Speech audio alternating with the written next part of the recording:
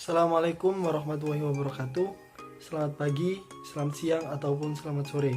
Di sini kami dari kelompok 5 manajemen pemasaran C akan mempresentasikan mengenai materi ketiga. Di sini kami beranggotakan 3 orang. Yang pertama yaitu saya sendiri, Muhammad Ali Fikri, NIM 082. Yang kedua Anggi Soluna, NIM 038. Dan teman saya yang ketiga yaitu Tengku Zila Sentika Alven, NIM 064. Yang pertama, langsung saja saya akan menjelaskan mengenai pasar lembaga dan pasar pemerintah.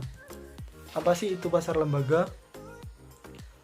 Pasar lembaga adalah pasar yang memfasilitasi masyarakat yang mereka pelihara, seperti rumah sakit, sekolah, ataupun instansi dan lembaga-lembaga lain. Dan apa sih itu pasar pemerintah? Pasar pemerintah adalah pasar di mana terdapat lembaga-lembaga pemerintah seperti departemen-departemen, direktorat, kantor-kantor, serta instansi-instansi lain.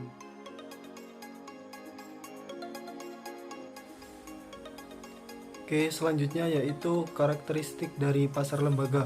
Karakteristik dari pasar lembaga yaitu terdiri dari sekolah, rumah sakit, rumah jompo, dan instansi lain yang mendirikan barang dan jasa bagi orang-orang yang mereka pelihara. Kemudian, setiap lembaga mempunyai sponsor dan tujuan yang berbeda. Pasar lembaga memiliki ciri anggaran yang rendah dan pelanggan yang sudah pasti. Dan yang terakhir yaitu banyak pemasar mendirikan divisi terpisah untuk melayani ciri dan kebutuhan khusus dari pembeli lembaga. Kemudian selanjutnya yaitu karakteristik dari pasar pemerintah. Karakteristik dari pasar pemerintah yaitu unit pemerintah federal, negara bagian, dan lokal yang membeli atau menyewa barang dan jasa guna menunaikan fungsi utama pemerintah. Kemudian biasanya meminta pemasok mengajukan penawaran dan biasanya mereka memberikan kontrak kepada pemasok yang menawarkan harga yang rendah. Umumnya itu lebih mempunyai pemasok domestik daripada pemasok asing. Kemudian sebagian besar pemerintah akan memberikan pemasok paduan yang lengkap yang menerangkan cara menjual kepada pemerintah. Dan yang terakhir yaitu kriteria non-ekonomi juga memainkan peranan dalam pembelian pemerintah.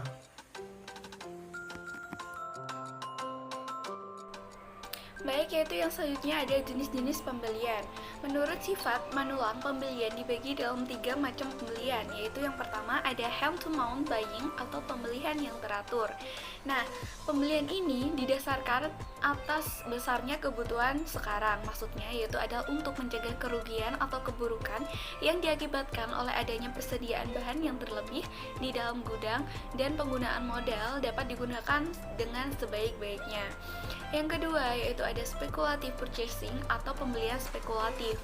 Nah, yaitu pembelian yang tidak didasarkan karena perlunya bahan itu dipergunakan dalam proses produksi sekarang, tetapi didasarkan karena suatu motif untuk mendapatkan keuntungan akan naiknya harga bahan pada waktu yang akan datang. Yang ketiga yaitu forward buying atau pembelian sebelumnya. Pembelian untuk memenuhi tersedianya bahan mentah secara kontinu agar perusahaan tidak sampai terganggu aktivitasnya karena tidak tersedianya bahan baku pada waktunya. Baik, untuk materi yang selanjutnya yaitu proses pembelian. Menurut Coulter and Armstrong 2008 menjelaskan tahapan proses keputusan pembelian adalah sebagai berikut. Yang pertama yaitu need recognition atau pengenalan masalah. Nah, proses pembelian dimulai saat pembeli menyadari adanya masalah atau kebutuhan. Pembeli merasakan adanya perbedaan antara keadaan aktual dan sejumlah keadaan yang diinginkan. Kebutuhan ini disebabkan karena adanya rangsangan internal maupun eksternal.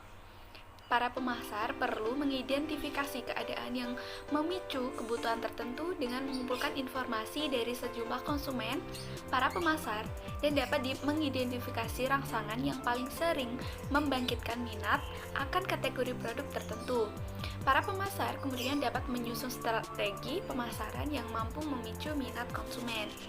Yang kedua ada information search atau pencarian informasi. Nah, konsumen yang ingin memenuhi kebutuhannya akan terdorong untuk mencari informasi produk. Pencarian informasi terdiri dari dua jenis, yaitu menurut tingkatannya. Yang pertama yaitu adalah perhatian yang meningkat, yang ditandai dengan pencarian informasi secara aktif dan dilakukan dengan mencari informasi dari segala sumber. Sumber informasi konsumen digolongkan ke dalam 4 kelompok, yaitu sumber pribadi seperti keluarga, teman, tetangga, kenalan, dan selanjutnya ada sumber komersil, yaitu berasal dari iklan, penjual, pengecer, pajangan di toko, dan yang sumber publik yaitu dari media massa, organisasi, pemberi pengikat, atau yang lain sebagainya. Untuk sumber pengalaman yaitu penanganan, pengkajian, dan pemakaian produk. Untuk yang ketiga ada evaluation of alternative atau evaluasi alternatif. Setelah pencarian informasi, konsumen akan menghadapi sejumlah pilihan mengenai produk yang sejenis. Pemilihan alternatif ini melalui beberapa tahap, suatu proses evaluasi tertentu. Sejumlah konsep dasar akan membantu memahami proses ini. Yang pertama adalah sifat-sifat produk, bahwa setiap konsumen memandang suatu produk sebagai himpunan dari sifat atau ciri tertentu dan disesuaikan dengan kebutuhan masing-masing. Oke, yang keempat yaitu purchase decision atau keputusan pembelian. Nah, dalam tahap evaluasi, konsumen membentuk preferensi antar merek dan kumpulan pilihan dari konsumen itu tersebut. Nah, konsumen juga membentuk maksud untuk membeli merek yang disukai dalam melaksanakan maksud pembelian. Konsumen dapat membentuk 5 subbab keputusan, yaitu merek, penyalur, kualitas, waktu, dan metode pembayaran. Oke, yang kelima ada post-purchase behavior atau perilaku pasca pembelian. Kepuasan merupakan fungsi kedekatan antara garapan dan kinerja anggapan produk. Jika kinerja tidak memenuhi harapan, konsumen kecewa. Jika memenuhi harapan, maka konsumen akan puas. Perasaan ini menentukan apakah pelanggan membeli produk kembali dan menjadi pelanggan setia. Assalamualaikum warahmatullahi wabarakatuh. Perkenalkan, nama saya Tengku Zila Syentika Alven. Saya akan menjelaskan materi selanjutnya yang berkaitan dengan riset perilaku konsumen. Menurut Lighter Capital, riset konsumen adalah praktik untuk mengidentifikasi perilaku, preferensi, motivasi dari pelanggan dalam membeli suatu produk atau layanan yang ditawarkan. Nah, salah satu dari riset konsumen berfokus pada perilaku konsumen.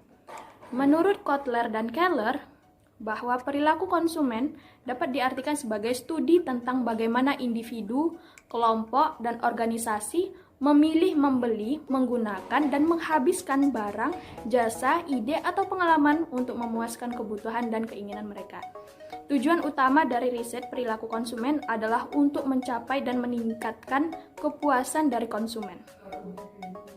Dalam perusahaan tentu ingin mendapatkan tujuan utamanya, yaitu untuk mendapatkan keuntungan. Dengan mendapatkan keuntungan itu, maka ia harus mendapatkan kepuasan dari konsumen. Nah, caranya adalah salah satunya melakukan riset terhadap perilaku konsumen. Kita sering melihat ada perbedaan selera dari konsumen, yaitu ada yang lebih suka dengan bakso, ada yang lebih suka dengan mie ayam, ada juga yang lebih suka dengan nasi goreng. Nah, perbedaan antara ini itu tergantung dari perbedaan tingkat kepuasan dari konsumen itu sendiri. Dan itu dipengaruhi juga dengan perilaku konsumen. Ada beberapa faktor yang mempengaruhi perilaku konsumen, yaitu ada 3, ada faktor individu, ada faktor sosial budaya, dan ada faktor psikologis. Yang pertama ada faktor individu, itu berkaitan dengan karakteristik dari responden atau konsumen. Misalnya usia. Nah, ada perbedaan antara usia anak-anak dengan orang dewasa. Kalau anak-anak lebih suka yang cerah, penuh dengan gambar-gambar, corak. Tapi kalau orang dewasa akan lebih memilih warna yang agak gelap atau lebih lembut dan bentuknya lebih elegan. Yang kedua ada faktor sosial yang dipengaruhi oleh kebudayaan, budaya khusus, kelas sosial, kelompok sosial, dan keluarga. Dan yang ketiga ada faktor psikologis yaitu terkait dengan motivasi, persepsi, kepribadian, sikap, keputusan pembelian. Selanjutnya yaitu langkah-langkah riset perilaku konsumen. Ada beberapa hal yang perlu diperhatikan. Yang pertama mengidentifikasi masalah atau merumuskan masalah, bisa berupa pertanyaan. Yang kedua menentukan tujuan, dia berhubungan juga dengan masalah tadi. Jadi apabila masalah berupa pertanyaan, maka tujuan itu biasanya dalam bentuk untuk menentukan faktor-faktor yang mempengaruhi A itu. Yang ketiga yaitu menentukan data yang dibutuhkan, bisa berkaitan dengan variabel. Kalau kita membutuhkan variabel, maka kita harus menyesuaikan dengan teori-teori atau penelitian-penelitian yang sebelumnya agar mempermudah kita dalam mengolah data, agar datanya juga lebih akurat atau lebih relevan.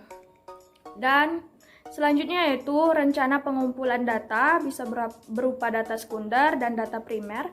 Kalau data sekunder, maka datanya harus relevan, yaitu harus sesuai dengan kebutuhan. Yang kedua, akurat, bisa dipertanggungjawabkan. Yang ketiga, up to date, yaitu bisa digunakan masa gini atau bisa sesuai dengan saat ini. Yang keempat adalah impartial, yaitu bersifat objektif. Dan yang kedua adalah primer, yaitu langsung kepada konsumen, datanya langsung kita dapatkan. Berikutnya yaitu pendekatan riset. Pendekatan riset itu berkaitan dengan bagaimana kita mendapatkan data primer tersebut. Ada yang diambil dengan cara berupa survei, ada observasi, dan ada juga eksperimen. Kalau observasi berarti kita menentukan kriteria-kriteria yang sesuai gitu.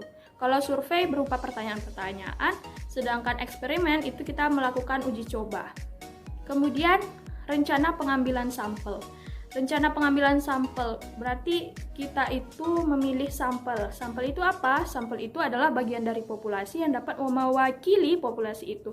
Jadi ketika kita melakukan penelitian, melakukan riset, hasil kesimpulannya itu dapat menjadi atau mewakili hasil dari keseluruhan populasi itu. Ada beberapa hal yang perlu diperhatikan ketika melakukan pengambilan sampel. Yang pertama, siapakah yang kita survei? Yang kedua, berapa banyak jumlah sampel yang diambil? Yang ketiga, bagaimana cara kita mengambil sampel itu? Apakah dengan cara sengaja atau dengan cara acak? Yang ketiga adalah instrumen riset. Ada dua, yaitu mekanis, ada juga kuesioner. Kalau mekanis berarti pertanyaan secara lisan, tapi kalau kuesioner itu berupa wawancara tertulis. Dalam instrumen riset itu ada beberapa hal yang perlu diperhatikan, ada tiga. Yang pertama adalah apa pertanyaan yang ingin diajukan kepada responden. Yang kedua, bagaimana bentuk pertanyaannya, apakah pertanyaannya terbuka atau pertanyaan tertutup atau semi terbuka. Yang ketiga, bagaimana pemilihan kata dan kalimatnya. Yang penting adalah pertanyaan tersebut dapat dipahami oleh responden. Yang kelima adalah pengolahan data, kemudian yang keenam interpretasi, dan selanjutnya membuat kesimpulan. Baik, di sini ada studi kasus yang kami ambil dengan judul Analisis Perilaku Konsumen dalam Memilih Tempat Belanja, studi kasus minimarket dan toko kelontong di Kelurahan Kalirungkut, Kecamatan Rungkut, Kota Surabaya. Tujuan dari penelitian ini yaitu untuk mengetahui faktor-faktor yang mempengaruhi perilaku konsumen dalam memilih tempat belanja, baik di minimarket maupun toko kelontong. Kemudian metode yang digunakan yaitu metode kualitatif. Pelaksanaannya itu dilakukan di wilayah Kalirungkut, Kota Surabaya. Kemudian metode pengambilan sampelnya menggunakan metode accidental random sampling, yaitu pengambilan sampel dari anggota populasi secara acak, yaitu siapa yang mau. Kemudian jenis dan sumber data yang dipilih adalah data primer yang diperoleh dengan wawancara secara langsung. Jadi di dalam penelitian ini ditemukan bahwa beberapa masyarakat yang tinggal di daerah minimarket itu lebih memilih belanja di minimarket. Sedangkan masyarakat yang di dekat kelontong itu lebih memilih untuk belanja di toko kelontong. Tapi ada beberapa dari hasil perhitungan hasil kuesioner, maka dapat disimpulkan bahwa penelitian ini menunjukkan bahwa konsumen itu lebih banyak memilih di minimarket. Karena di minimarket itu kualitasnya lebih terjamin dan penataan barangnya lebih baik dan memiliki promosi-promosi yang baik. Tetapi ada juga yang lebih memilih kelontong. Itu disebabkan karena harganya lebih murah, dekat dengan rumah, kemudian bersahabat dengan pembelinya, dan tersedia kebutuhan rumah tangga, dan tentunya mereka juga bisa berhutang dan bisa membayar di kemudian harinya. Itu salah satu contoh dari riset perilaku konsumen secara kualitatif. Baik, itulah presentasi kami dari kelompok 5. Mohon maaf apabila ada kesalahan dan kekurangan. Kami akhiri. Wassalamualaikum warahmatullahi wabarakatuh.